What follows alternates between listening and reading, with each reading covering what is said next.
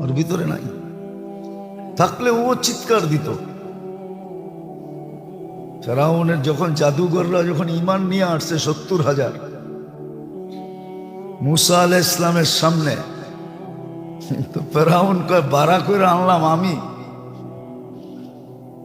তোমরা ঈমান আনলাম মুসার উপরে।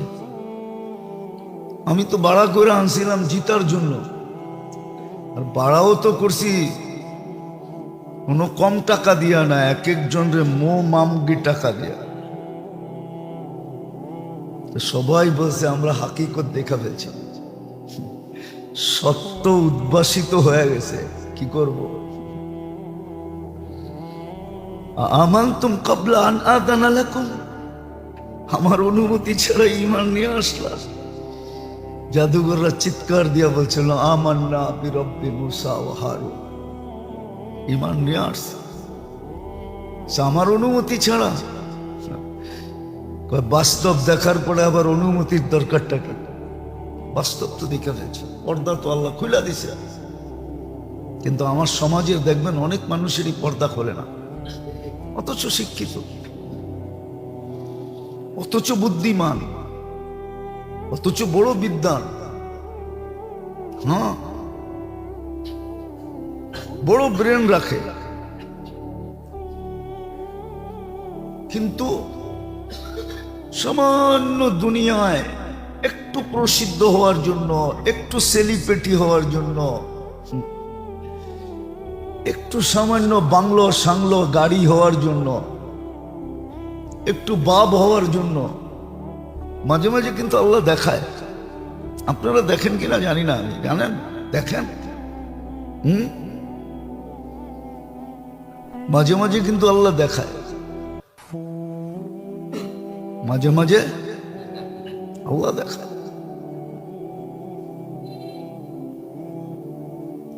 বাংলাদেশের বড় পর্দার নায়িকা বস্তিতে বাস করে, কিচ্ছু নাই।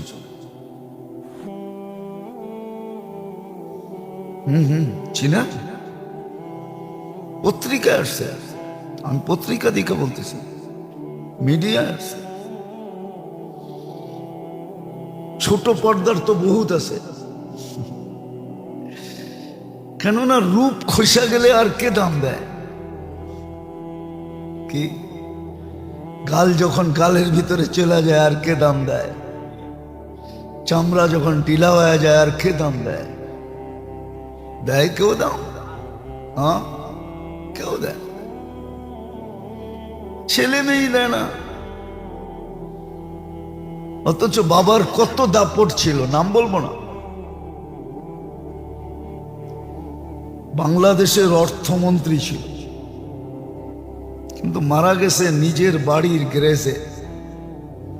ছেলেরা ঘরে পর্যন্ত জায়গা দেয়। হাসির বিষয় না, আমরা নাম জানি, নাম বললে আপনারাও জানবেন। গ্যারেজে মারা গেছে, ঘরেও জায়গা দেয়। এরকম হাজারো আছে। সারা উন্নত দুনিয়া খুঁজলে তো কোটি কোটি পাওয়া যাবে, লক্ষ লক্ষ পাওয়া যাবে।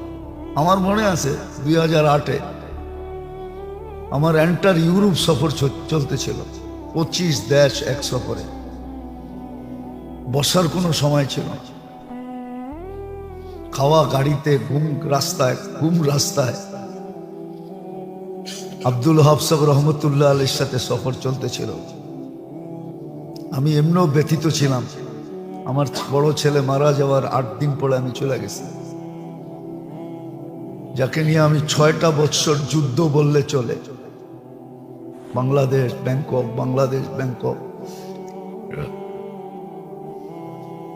তো একদিন জার্মানিতে ফ্রাঙ্কফুর্টে একটু সুযোগ পেয়েছি বিকালবেলা।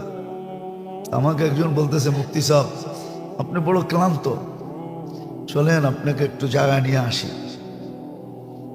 তো ফ্রাঙ্কফুর্টে একটা নদী আছে আমাদের বুড়িগঙ্গার মতো। অবশ্য আমাকে বুড়িগঙ্গার মতো ময়লা সয়লা না, বিলকুল পরিষ্কার পরিচ্ছন্ন। ওটার ভিতরে প্রমোত্তরি চলে। প্রমোত্তরি বোঝেন তো, ঘুরতে যারা যায়, তো দুই পাশে পার্ক বানানো আছে। আমি দেখি যে বাস আর বাস, সৎখানিক বাস হবে। বললাম এত বাস কেন এখানে? যে বৃদ্ধাশ্রম থেকে বৃদ্ধদেরকে নিয়ে আসছে, বিকালে নিয়ে আসে আর এখানে ছেড়া দেয়। এরা একটু বৈশা ঘোরাফেরা করে, আবার সন্ধ্যা হলে নিয়ে যায়।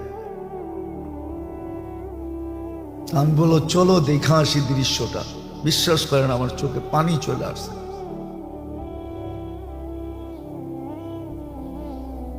তো বলতেছিল হুজুর এখানে এমনও লোক আছে যারা এক সময় মিডিয়ার শিরোনাম ছিল, জার্মানি মিডিয়ার শিরোনাম ছিল। শিরোনাম বোঝেন তো, যারা হা করতে দেরি, সাংবাদিকরা শুধু তাকায় তাকে হা করতে দেরি, ওটা ছাপাইতে দেরি করে না।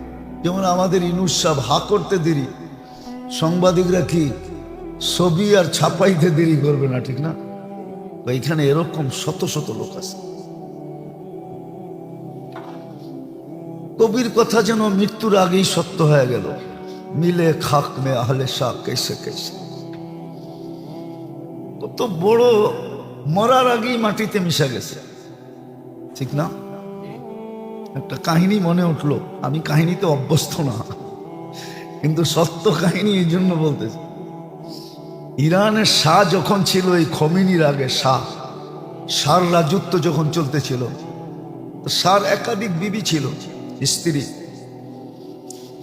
তো শাহর এক বিবি ছিল, একদিন সে মার্কেট করবে, তো শাহ অর্ডার দিছে কোন মার্কেটে? অমুক সুপার মার্কেটে।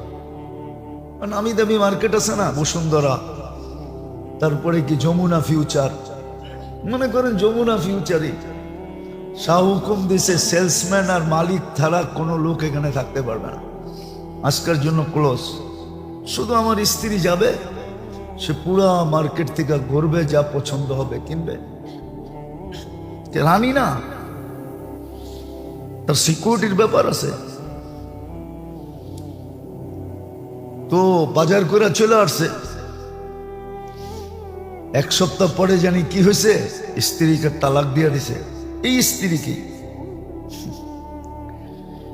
স্ত্রী কি তালাক দিয়ে দিছে। তো আবার এক মাস পরে এই মেয়ে মহিলাই ওই মার্কেটে গেছে। এখন তো সে আর রানী না, এখন কি কি পাবলিক, ঠিক না? প্রথমবার গেছে কি হিসাবে, এখন সাংবাদিকরাও সাংবাদিক হয়, ঠিক না? লেখকরাও। আরেকটা কইলাম না আর কি। এরা লেখছে, আরবি পত্রিকায় পড়ছি আমি, ছবি সহ ছিল। তো সাংবাদিক লেখছে, মালিকাতু ইরান দুফিনাত ফি তুরাবিন নিসিয়ান। ইরানের রানী বুলের মাটিতে 1 মাসের ভিতরে দাফন হয়ে গেছে। 1 মাস আগে ছিল রানী, এখন কি পাবলিক। ওই রানী তো মরে গেছে, দাফন হয়ে গেছে। এরকমই মরার আগেই মাটিতে দাফন হয়ে গেছে। আমাকে বলতেছিল হুজুর এখানে এরকম এরকম লোক আছে যারা এক সময় জার্মানি মিডিয়ার শিরোনাম ছিল, শিরোনাম। বড় আফসোস লাগলো, বড় আফসোস। এক একজনের যে অবস্থা, একা একই জীবন, পার্কে বসা আছে। তো যেটা বুঝাইতেছিলাম, যেটা সবচেয়ে বেশি মূল্যায়ন করা দরকার ছিল, আমরা আজকে ওটার ব্যাপারে সবচেয়ে বেশি উদাসীন। যেখানে জিন্দেগির রাজ লুকানো ছিল, এই জীবনটা এনজয়ের রাজ, মূল মন্ত্র যেখানে লুকানো ছিল, ওটার ব্যাপারে আমরা উদাসীন। কসম খোদা, কসম খোদার। নাইলে একটা সন্তান, মা বাবা যখন বুড়া হয় না, তাকে এরকম পালা উচিত যেরকম বাচ্চা বেলা মা বাবা তাকে পালছে, কোলে উঠায় পালা উচিত। বুকে রেখা পালা উচিত। কসম আছে। আমি মনে একবার বলছিলাম আপনাদেরকে, মাকে পিঠে নিয়ে তওয়াব করতেছে। জিজ্ঞাসা করা হয়েছে পিঠে কেন? টেকনোলজির যুগ, হুইল চেয়ারও তো পাওয়া যায়, ইলেকট্রনিক চেয়ারও তো পাওয়া যায়, বৈদ্যুতিক wheel chair Mecca available, free দেয়, ঠিক না? তুই কেন পেটে নিয়া? তো জবাব দিতেছে, মাও তো 10 মাস রাখছিল পেটে, আমি তো পেটে নেই নাই, পেটে নিছি। একটু অনুভূতি আসুক না, মা 10 মাস কি করে আমাকে পেটে রাখলো? আপনি বুঝতে পারেন নাই কথাটার গুরুত্ব, মহত্ব। এটার নামই সন্তান বলে, এটার নামই, এটাই সন্তান, এটার নামই সন্তান। পিঠে নিয়া এরকম চেয়ার সিস্টেম পাওয়া যায়, মা বসে আছে, ছেলে তওয়াফ করতেছে, মাও তওয়াফ করতেছে। বলছে আমাকে তো 10 মাস নিল, আমি একটু নিয়ে দেখি না কষ্ট কিরকম হয়, মা কষ্ট কিরকম করছে। এটার নাম সন্তান। আমরা আসলে সন্তান না। তো যেটা বুঝাইতেছিলাম, যেই জিনিসটাকে সবচেয়ে বেশি গুরুত্ব দেওয়া দরকার ছিল, ওটার গুরুত্ব আমাদের কাছে নাই। যেখানে জীবনের সুখের মূল মন্ত্র লুকানো ছিল, ওটা জানি না। সুখের জন্য দৌড়াইতেছি, কিন্তু আজ পর্যন্ত কেউ পায় নাই। কেউ আজ মিডিয়ায় বৈশা যতই বলুক না কেন, আমরা দুজন সুখী, বাড়িতে যে জিজ্ঞাসা করলে বোঝা যাবে কত সুখী। মিডিয়ায় বৈশা বলা যায়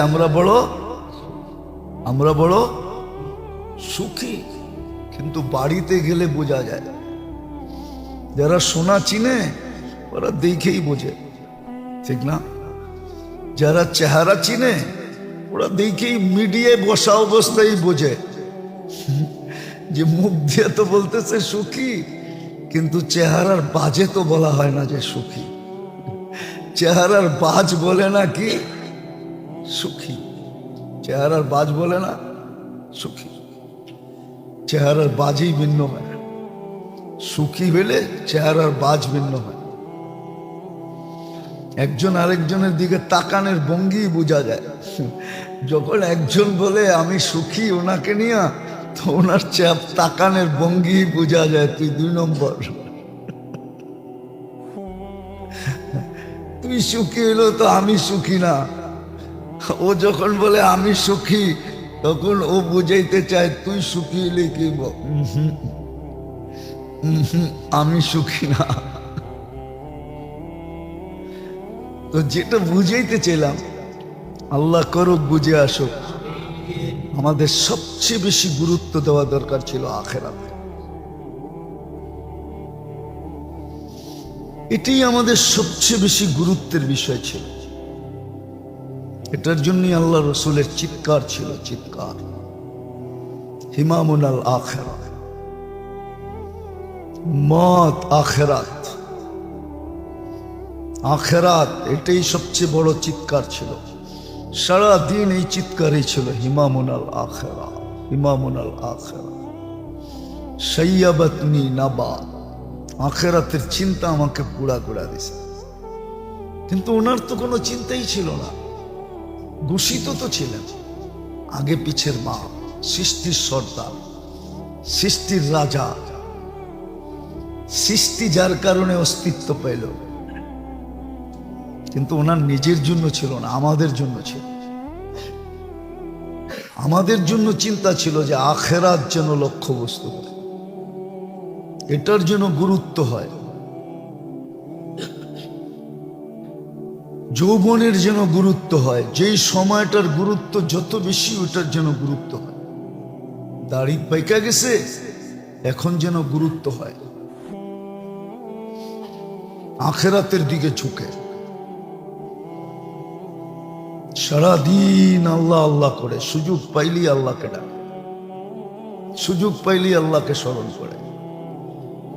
ডাকতে না পারে তো মাপ চাইতে থাকে, আল্লাহ পারি না, মাফ করে দেন। এটার গুরুত্ব দেওয়া বেশি দরকার ছিল। বয়সের দিক দিয়ে এই দুইটা সময় লক্ষ্যবস্তু হিসাবে আখিরাত, এটার ভিতরেই আমাদের জীবনের এনজয় বলেন, মজা বলেন, স্বাদ বলেন, এটার ভিতরেই লুকানো ছিল। এই জন্য সত্য এটি, সুখী কারা কোরআন বলছে, সুখী কারা হাদিস বলছে, সুখী কারা, সাহাবায়ে কেরামও বলছে সুখী কারা, এবং চিত্র আমাদের সামনে তুলে ধরছে যে কে সুখী, সুখী কে, দুনিয়ার স্বাদ কারা পাইতেছে, কসম খোদা, কসম, খাইলে গুনাহ হবে না। বলে এক এক সময় এরকম স্বাদ আসে, এরকম স্বাদ সামনে আসে যে স্বাদ দেখেও বিরক্ত হয়, স্বাদ দেখো, ইজ্জত সমীহা দেখেও বিরক্ত হয় যে এত কেন, ঠিক না, এত কেন। যেটার উদাহরণ আপনাদেরকে দিতে পারবো না, মাঝে মাঝে ঘুরেন তারপরে দেখবেন, আল্লাহ ওয়ালাদের কাছে যায়, তখন দেখবেন জীবনের স্বাদ কাকে বলে। যদিও আমার সমাজ এটাকে বেকা চোখে দেখে,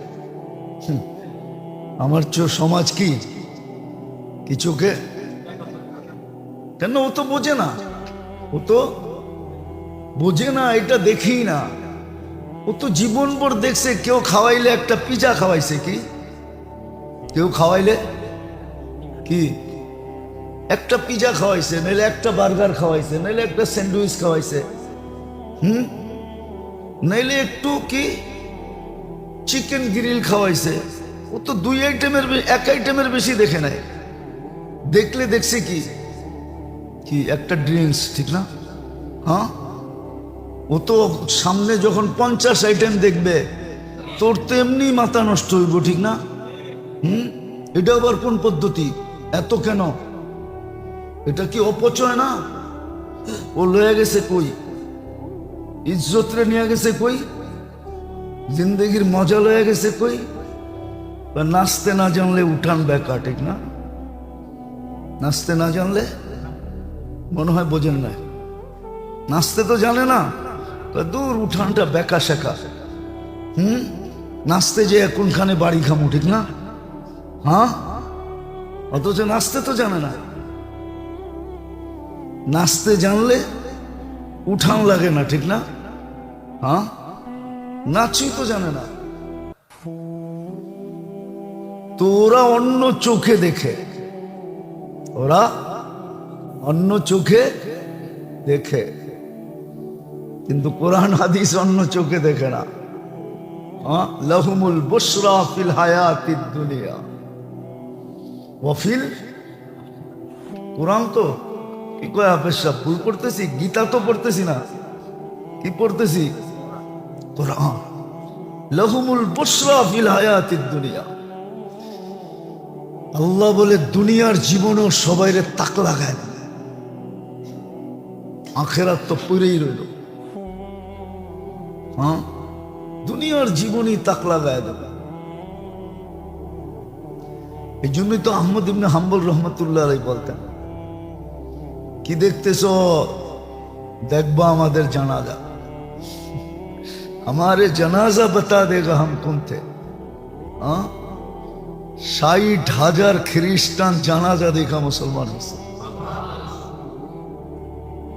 কত, 60,000 মুসলমান খ্রিস্টান জানাজা দেখা মুসলমান হয়েছে। আমাদের ইমাম আবু হানিফা রহমতুল্লাহ জানাজা দেখা 90,000 খ্রিস্টান জাগারটা জাগায় মুসলমান হয়েছে।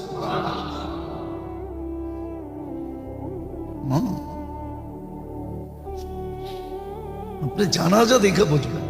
দেখেন না করোনার সময় জোবায়ের আনসারীর জানাজা ব্রাহ্মণবাড়িয়ায় আশুগঞ্জে, দেখছেন, শুনছেন? 10 মিনিটে লক্ষ লোকের উপরে চলে আসছে, অথচ দুই পাশের গ্রামে লক্ষাধিক লোক নাই।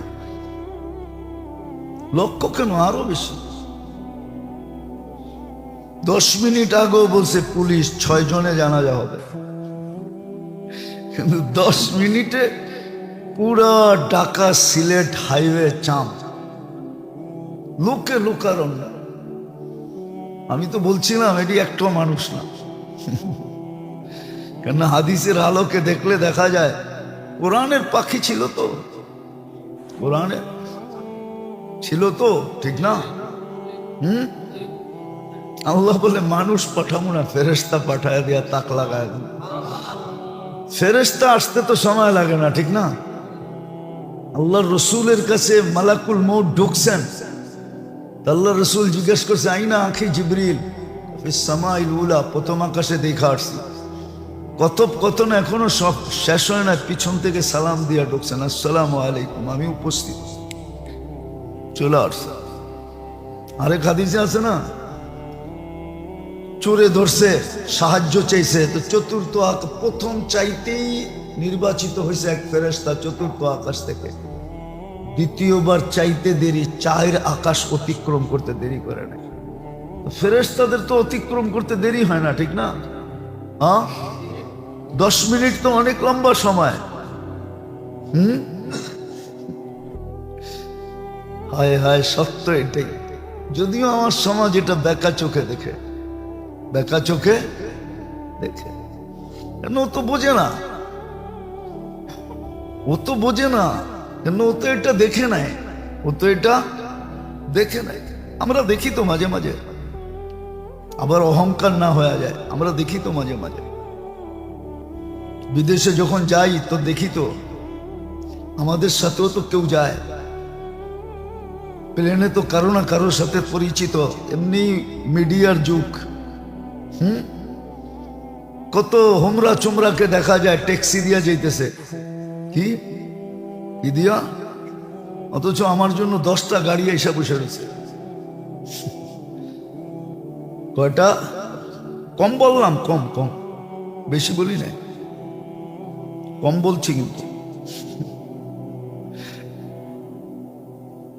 তো দেখি তো মাঝে মাঝে, যেটা বুঝাইতেছিলাম, যেটার গুরুত্ব সবচেয়ে বেশি দেওয়া দরকার ছিল লক্ষ্যবস্তু হিসাবে, আখেরাত, জীবনের সময়ের ভিতরে যেটাকে সবচেয়ে বেশি গুরুত্ব দেওয়া দরকার ছিল, এক তো দাড়ি পেকা যাওয়ার পরে, এক তো যৌবন অবস্থা, যার ভিতরে জীবনের পুরা স্বাদ লুকায়িত ছিল। দোস্ত, স্বাদ নাই। সম্পর্ক আছে, কিন্তু সম্পর্কের ভিতরে যতটুকু মজা থাকা দরকার ছিল অতটুকু মজা নেই। এক সময় সম্পর্কের ভিতরে অনেক মজা ছিল, অনেক মজা ছিল সম্পর্কের ভিতরে। এখন সম্পর্কে মজা নাই, শেষ, মজা শেষ হয়ে গেছে। বরং দেখা যায় এখন সম্পর্ক বিপদের কারণ হয়ে গেছে। কি সম্পর্ক? কি সম্পর্ক কি এসে মনে হয় বোঝেন নাই, সম্পর্ক এখন বিপদের কারণ হয়ে যায়।